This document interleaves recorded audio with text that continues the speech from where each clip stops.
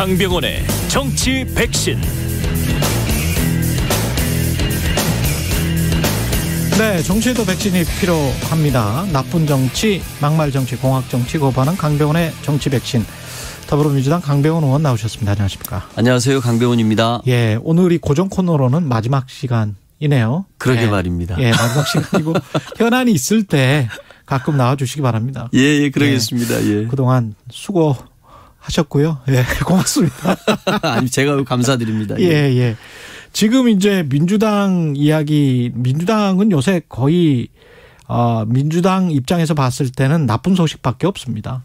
예, 거의 뭐 좋은 소식은 없는 것 같은데 일단 우상호 비대위원장이 계파 갈등 관리를 최우선 과제로 꼽으면서 수박이라는 단어는 쓰지 말라, 가만두지 않겠다. 이거는 어떻게 보셨어요? 수박이라는 게 이게 일종의 이제 멸칭이기 때문에 안 쓰는 거는 맞죠? 예, 맞습니다. 저는 이 수박이라는 표현이 그 이재명이 아닌 반 이재명 인사에 대한 비하 표현으로 쓰고 있는데요. 반 이재명 인사에 대한 비하 표현. 네.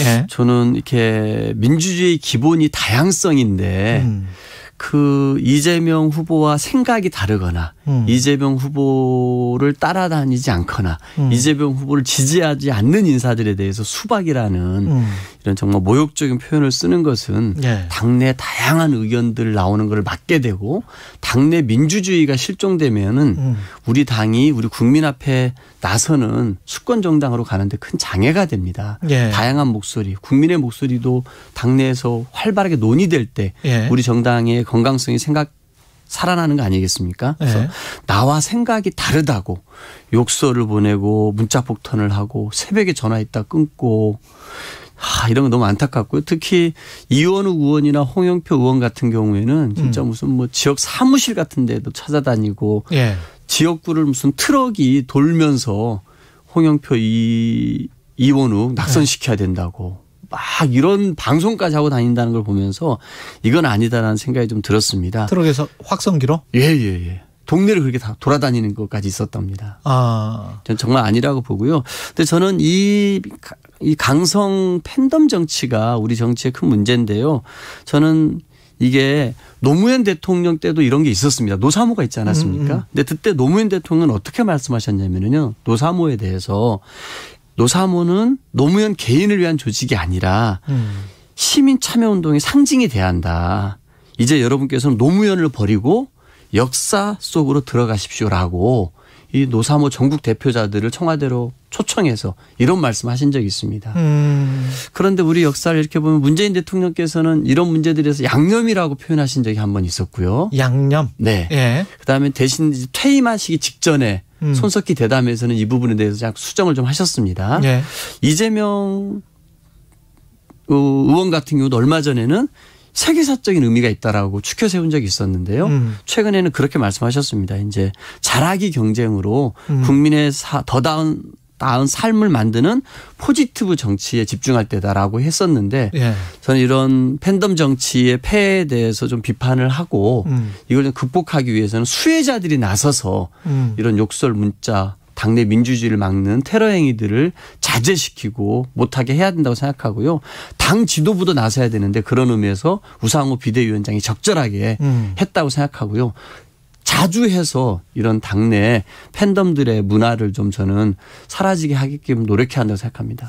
민주당 내의 이재명 대 반 이재명 구도는 지금 명확합니까? 국회의원들 사이에? 뭐 그렇다고 봐야죠. 실질적으로 있는 거니까요. 왜냐하면은 이런 대선과 지선의 패배를 보면서 여러 패배의 원인이 있지 않겠습니까? 뭐 문재인 정부의 실정도 책임이다.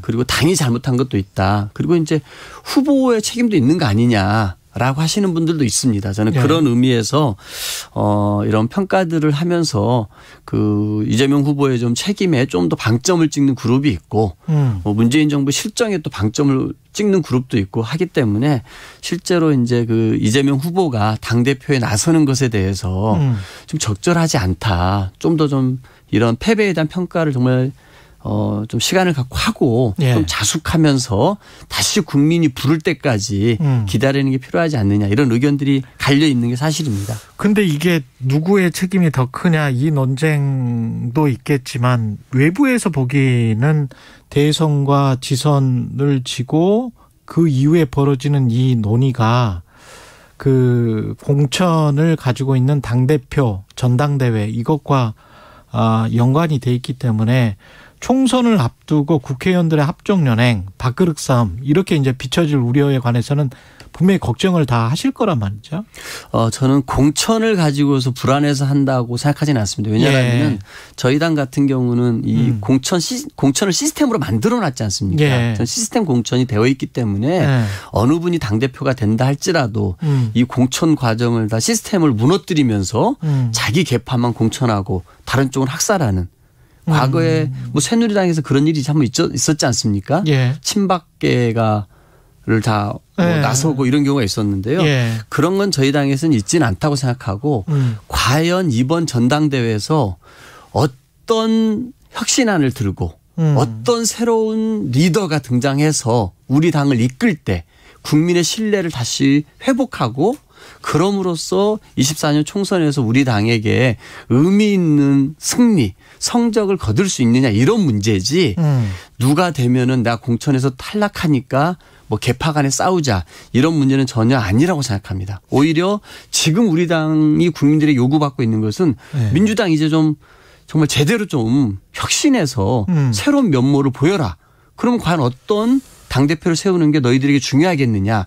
이게 지금 국민들에게 요구받고 있는 숙제라고 생각합니다. 그렇죠. 어떤 혁신을 위해서 그런데 이제 그 과정과 관련해서도 다 지금 의견이 다른 것 같고 이현우 의원 같은 경우는 철험에 해체해라라고 하면서 김남국 의원과 설전을 벌였고 정청래 의원도 오늘 참전을 했군요. 그러니까 철험회를 오히려 더 확대해야 된다. 우리는 더 개혁해 하지 못해서 졌지 덜 개혁해서 진 게 아니다라고 이제 선거패인을 그렇게 분석을 해놨어요. 예. 지금 철험의 해체를 주장하시는 분도 있고 뭐 그럴 것까지 없다. 왈가왈부할 일이 아니다. 이렇게까지 말씀하시는 분들이 있는데요. 철험회가 이렇게 국민적인 관심 대상으로 떠오르고 당내에서도 논의되고 있다라는 것은 지난 2년간의 철험회 활동에 대한 정치적인 책임을 많은 사람들이 묻고 있는 거 아닌가 싶습니다. 그러니까 철험회가 검수완박을 주도를 하지 않았습니까? 또 철험회에 소속되어 있는 회원들께서 이 한동훈 인사청문회 때 보여줬던 모습은 굉장히 국민들을 실망스럽게 했습니다. 또 그중에 한 분은 이 검수완박을 실현하기 위해서 위장 꼼수 탈당을 했단 말이죠. 이런 철험회의 활동과 그 회원들의 활동에 대해서 정치적인 책임을 묻고 있는 거 아니냐. 그럼 저는 철험회 회원들도 스스로 뭐 개파다 아니다 이런 얘기에 할 것이 아니라 스스로 정말 지난 2년간의 철험회가 했던 정치적 활동에 대해서 한번 평가를 해보고 이런 국민적인 이런 실망스러운 평가 지점에 대해서 스스로 말을 할 수 있어야 된다라고 생각이 됩니다. 저는 오히려 이 정치적 책임을 다하라는 뜻에서 그런 해체론도 나오고 있는 것이 아니냐 이런 생각이 듭니다. 그 룰과 관련해서는 어떻게 생각하세요? 대의원, 권리당원, 일반 국민 여론조사, 일반 당원 여론조사 아주 복잡합니다. 그런데 대의원이 45, 권리당원이 40, 일반 국민 여론조사가 10, 일반 당원 여론조사가 5%. 이걸 계산하기 힘듭니다. 이렇게 왜 이렇게 만들어놨는지 저는 잘 상식적으로는 외부에서는 잘 이해를 못 하겠더라고요. 이게 왜 어떤 역사 때문에 이렇게 된 거죠? 아마 영남권에는 당원이 있겠습니까? 없겠죠. 그쪽은. 호남에만 당원들이 많겠죠. 그래서 당협위원장이 선임하는 대의원인 역할이 중요하다. 그렇습니다. 그런 게 있었습니다. 그리고 이 당원들도 보면은 예전에는 이 당원의 조건으로 무슨 당의 행사에 참여하고 교육도 이수하고 이런 조건들이 있었는데 이런 건 사라져버리고 뭐 1년 동안에 6번 1,000원씩 6,000원만 내면은 권리당원을 획득하는 권한을 획득하는 게 있었습니다. 그러다 보니까 선거 직전에 왕창 모집했다가 자기 선거 때 이런 사람들을 활용하고 선거 끝나면 당원이 다 썰물 빠지듯이 빠져버립니다.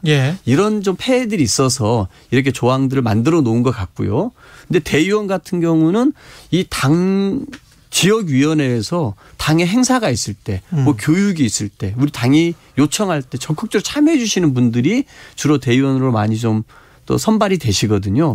근데 이제 지금에는 이런 이제 전당대회를 앞두고 이 룰을 바꾼다 그러면 굉장히 저는 혼란이 있을 거라고 봅니다. 지금은 아니겠습니다만 이제는 이 전당대회가 끝나고 나서는 이 당원과 권리당원 뭐 일반 국민 여론조사 등등의 비율을 저는 오히려 국민들의 목소리를 많이 듣고 그러니까요. 그런 비율을 좀 늘리는 그런 대대적인 좀 혁신안들을 함께 고민하고 만들어내지 않을까 싶습니다.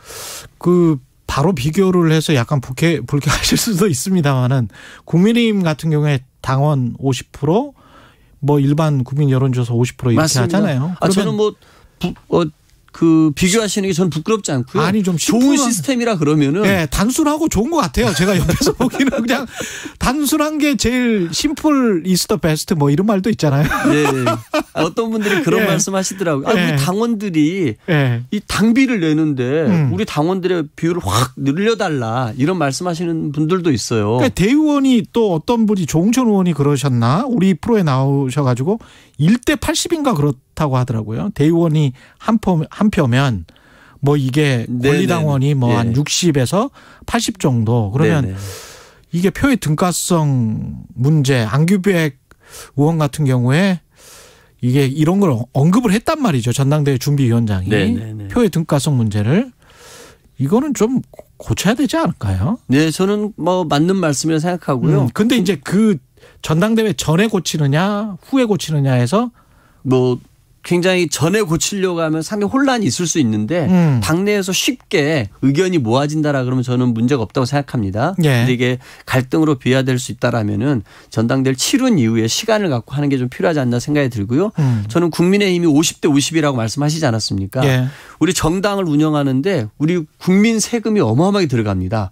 당비보다 훨씬 더 많은 수백억이 들어갑니다. 저는 그런 의미에서 국민의 목소리를 더 크게 반영하는 것 당연히 필요한 조치라고 생각합니다. 그리고 이광재 의원이 그냥 어떤 각 계파 또는 뭐 지금 논란을 빚고 있는 당사자들로 생각되어지는 사람들 이재명, 홍영표, 전해철 다 나오지 말아라. 이런 뭐 일종의 해결책 그다음에 세대 교체론 이야기도 나오고 있고 어떻게 생각하십니까 이런 것들? 저는 아까도 말씀드렸습니다만 이번 전당대회에서 혁신안을 놓고 경쟁을 해야지 이 패배는 눈 감아버리고 개파 싸움을 한다 그러면은 더불어민주당은 더 국민에게 멀어지게 될 것입니다. 저는 그 국민의힘에서 아까 배울 건 배워야 된다고 말씀드렸는데 대구에서요 이준석 대표가 그때 후보 시절이었는데 탄핵은 정당했다는 발언을 했습니다. 대구에서 박근혜 탄핵은 정당했다는 말을 하면서도 당대표 후보가 됐거든요. 그러니까 뭔가 우리 당의 부족한 부분들에 대해서 정말 철저하게 좀 아플 정도로 국민들께 내놓고 그런 것들을 정말 이겨내기 위한 우리 당의 쇄신책들이 논의되고 혁신하기 위한 당대표 선거가 돼야 된다라고 생각합니다. 그럼 혁신을 가지고 나오면 누구든 나올 수 있습니까? 이재명까지 포함해서? 저는 이제 그런 말에서 이런 말씀 한번 드려보고 싶습니다.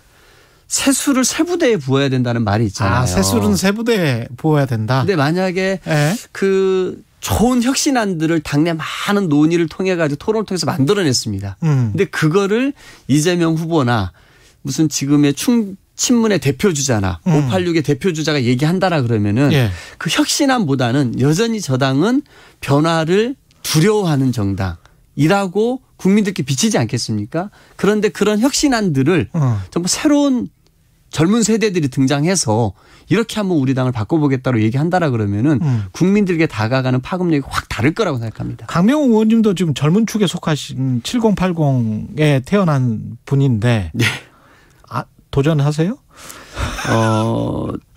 그 역사적인 사명이 맡겨진다면 또 피할 수는 없을 것 같고요. 되게 진지하게 여러 의원님들의 말씀 경청하고 고심하고 있다는 말씀 드리겠습니다. 그 한 사람의 리더보다는 차라리 그냥 통합형 집단지도체제 재선 의원들이 이런 제안을 한 것 같은데 의원님도 재선 의원이시고 네. 어떻게 생각하십니까 이 문제? 이게 그 한 사람의 대표 밑에 최고위원들이 있고 대표가 다 모든 걸 결정하는 그런 지도체제도 있고요. 예. 이게 이제 순수 집단 지도체제가 되어서 서로 이렇게 그 합의제 비슷하게 운영되는 방식도 있을 것입니다. 그런데 예. 이제 지금 우리 당에 필요한 것은 당내 다양한 목소리가 분출되는 게 필요하지 않나 싶습니다. 그래서 이런 한 번에 좀 다 같이 뽑아서 1등이 대표가 되고 대표 최고위원이 되고 2, 3, 4등이 최고위원이 되어가지고 당내 다양한 목소리가 나오는 게 지금 우리 당이 처해 있는 처지에서는 더 바람직한 거 아닌가 싶거든요. 예. 저희가 여당이었다라면은 대표 한 사람 중심으로 일사불란하게 청와대와 호흡을 맞춰서 가는 게 필요했겠습니다만 지금은 야당입니다. 다양한 목소리가 나와야 되고 그러기 위해서 다양한 국민의 목소리가 반영되는 지도부가 필요한데 지금은 좀 그런 게 필요하지 않느냐. 많은 논쟁들이 있습니다만 예. 제가 봐서는 이런 순수 집단 지도체제가 더 바람직한 거 아니냐. 통합형으로 가는 게 바람직하지 않나 생각합니다. 그리고 마지막으로 검찰이 지금 백운규 전 산업자원부 장관 구속영장 청구를 했는데 이거 어떻게 보십니까? 이 사안 자체를. 검찰이 구속영장을 청구했다라는 것은 뭐 청구할 만한 사연이 있겠죠. 예, 근거가 있을 있겠죠. 텐데 예. 저는 모르겠습니다. 이게 뭐 정권이 바뀌자마자 윤 대통령이 당선자 시절에 뭐 정치 보복 뭐 당연히 해야죠. 뭐 이런 식으로 적폐청산해야죠. 수사해야죠. 이런 말을 하면서 정치보복을 선언하지 않았습니까?